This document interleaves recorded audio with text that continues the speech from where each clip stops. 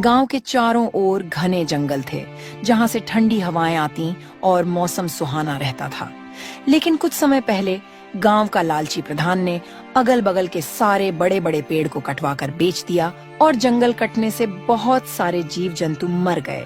चारों ओर अफरा तफरी हो गई और पूरा जंगल त्राही त्राही हो गई। थोड़े बहुत जंगली जानवर बचे थे, लेकिन वह सब इधर उधर भागने के लिए मजबूर हो गए।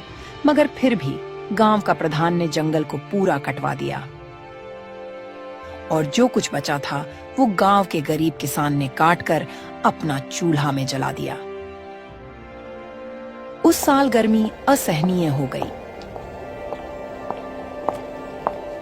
और बाग बगीचा सब बंजर हो गया। तापमान 50 डिग्री से ऊपर पहुंच गया और हर दिन सूरज जैसे आग बरसाता था। नदी सूख गई, कुएं सूख गए और जमीन फटने लगी। लोगों को पानी के लिए मीलों दूर जाना पड़ता था और बारिश का कोई नामो निशान नहीं था, क्योंकि पेड़ कट जाने के कारण मानसून बन ही नहीं रहा था। गांव के एक कोने में जोखन नाम का एक गरीब मजदूर अपनी पत्नी राधिका और एक छोटा बेटा रूपेश के साथ एक टूटी फूटी झोपड़ी में रहता था। माँ, बहुत गर्मी लग रही है, यहाँ तो सांस भी नहीं लिया जा रहा है। बेटा मैं क्या करूँ, ये तो भगवान का प्रकोप है। हमारे पास न पंखा है न कूलर, बस भगवान ही हमारी मदद कर सकता है। तभी जोखन बाहर से आया। उसका चेहरा पसीने से लथपथ था। राधिका, मुझे थोड़ा ठंडा पानी दो, बहुत जोर की प्यास लगी है, गला सूख सा गया है। पानी कहाँ से लाऊं जी? गांव के कुआं में भी पानी खत्म हो गया है और तालाब भी सूख चुका है और नल तो 2 महीना पहले से ही बंद पड़ा है। जोखन मायूस होकर बैठ गया। उसकी आंखों में चिंता थी। वह मजदूरी करके अपने परिवार का पेट भरता था, लेकिन गर्मी की वजह से काम भी कम मिल रहा था। इधर गांव के प्रधान भानु प्रताप का बड़ा सा मकान था। उनके आंगन में कूलर और पंखे लगे थे। उसका लड़का जग्गू अपने दोस्त के साथ ठंडी लस्सी पी रहा था। वाह, गर्मी कितनी भी हो हमारे लिए कोई फर्क नहीं पड़ता। ये लस्सी पीकर तो मजा ही आ गया। हाँ जग्गू भाई, तुम सही कह रहे हो। इतनी गर्मी में तो लस्सी पीने का मजा ही कुछ और है। इधर गांव के गरीबों की तरफ कोई ध्यान नहीं देता था। वे पसीने से लथपथ मजदूरी करते थे, लेकिन उनके लिए कोई राहत नहीं थी। तभी गांव का एक गरीब किसान सुक्खू भगवान से प्रार्थना करता है, हे भगवान, कुछ तो रहम करो। हम गरीब पर कब तक? हम गरीब लोग इतनी गर्मी सहन करेंगे? अब तो सभी जगह भी पानी खत्म हो गया है। इस गांव में सबसे बड़ी मुसीबत थी कि इतनी गर्मी में कहीं भी पानी नहीं बचा था। सारे तालाब और कुएं सूख गए थे और पानी के बिना सभी का बुरा हाल था। पूरे गांव भर में इस बात को लेकर चर्चा हो रही थी। अरे रामू बेटा, इतनी गर्मी में तो जीना मुश्किल हो गया है और ऊपर से हमारे गांव में पानी भी नहीं है। हमें दूर दूर से पानी लाना पड़ता है। हाँ काका, तुम ठीक कह रहे हो। हमारे गांव में पानी नहीं है और गर्मी अभी खूब तेज पड़ रही है। लगता है इस बार गर्मी हम सबकी जान लेकर ही मानेगी। तभी वहाँ से जोखन गुजर रहा था।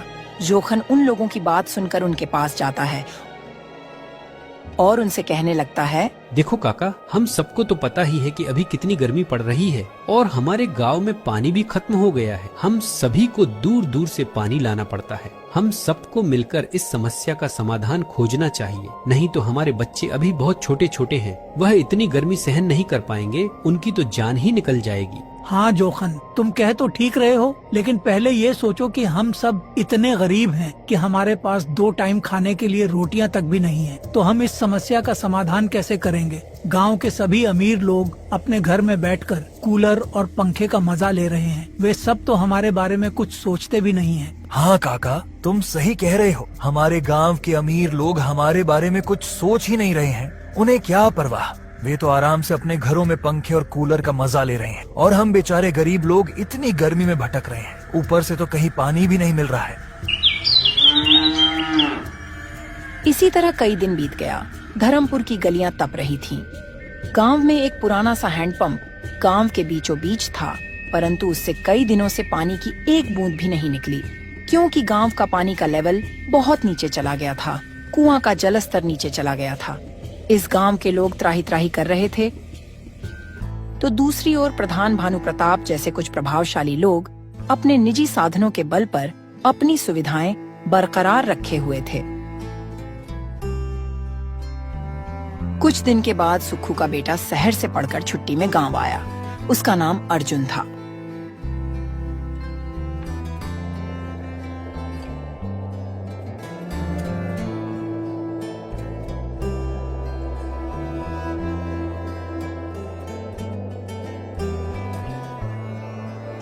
प्रणाम पिताजी। और बताइए आपकी तबीयत कैसी है और सब गांव के लोग ठीक है ना?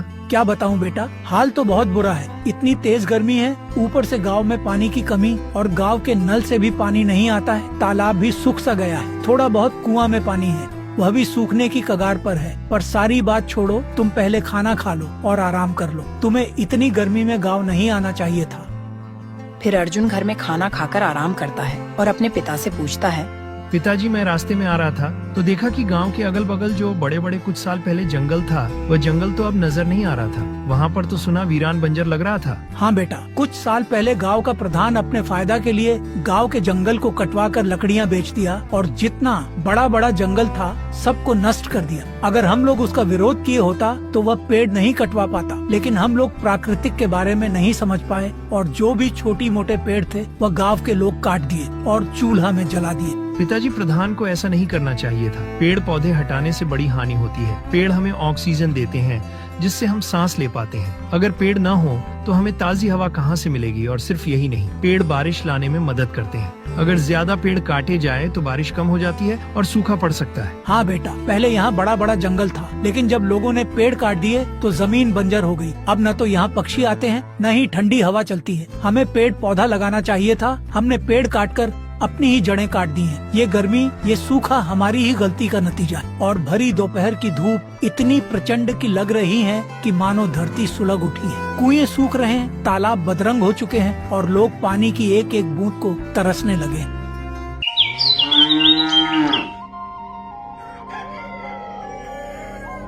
अगले दिन अर्जुन गांव के चौपाल के पास जाता है, जहां गांव के बड़े बुजुर्ग गर्मी में बैठते थे।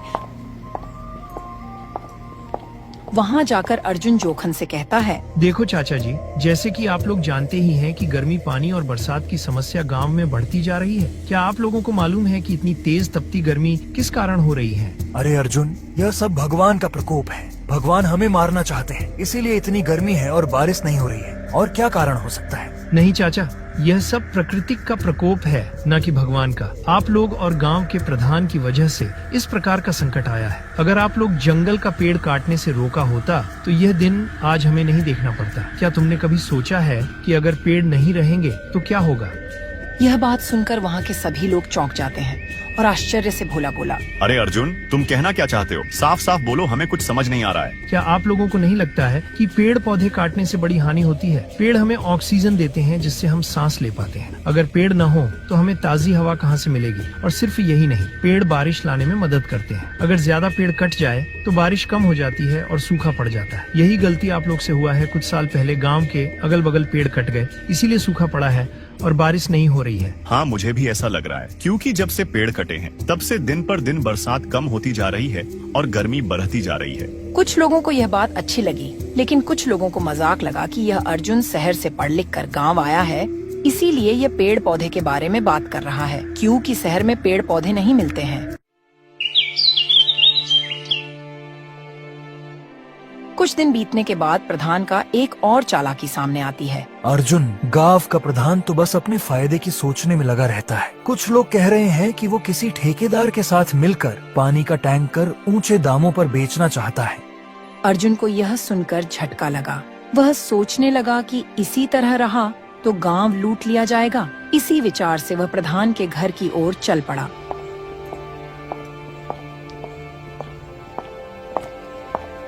प्रधान जी नमस्ते। मैं ये क्या देख रहा हूँ कि गांव के लोग गर्मी से बेहाल हैं। नहर तालाब सूखे पड़े हैं, कुआं का भी पानी खत्म हो गया है और सरकारी लाभ जो गरीब किसान को मिलना चाहिए आप उन्हें नहीं दे रहे हैं। अरे भाई, मैं कोई जादूगर थोड़ा ना हूँ। सरकार ने अभी तक पानी के टैंकर नहीं भेजे हैं। मैं क्या करूँ? जाओ इंतजार करो। प्रधान जी, आप अपनी ओर से भी कुछ क्यों नहीं करते? नहर तालाबों की सफाई में मजदूर लगा दें, नए नए पेड़ पौधे लगवा दें ताकि ऑक्सीजन मिले, बारिश हो। और मैंने सुना है कि आपने सारा जंगल कटवा दिए, इससे प्राकृतिक को हानि पहुंच रही है। जरा लोगों में जागरूकता फैलाए और गांव में सरकारी हैंडपंप लगवा देते, जिससे गांव वालों को शुद्ध पानी मिल सके। और गांव के अगल बगल खाली जमीन पर पेड़ पौधे लगवा दे, ताकि मानसून हमेशा मेंटेन रहे। तुम लोग गरीब के बच्चे 4 दिन क्या शहर में पढ़कर गांव में आ जाते हो और अपने को मंत्री समझ लेते हो और सभी को ज्ञान की बातें सिखाने लगते हो। तुम्हें क्या लगता है मुझे समझ नहीं है? मैं लिखकर सरकार को भेज चुका हूँ, बस मंजूरी आ जाए तो काम शुरू हो जाएगा। अर्जुन को स्पष्ट दिख रहा था कि प्रधान जी कुछ करने के मूड में नहीं है। वह मायूस होकर वहाँ से लौट आया।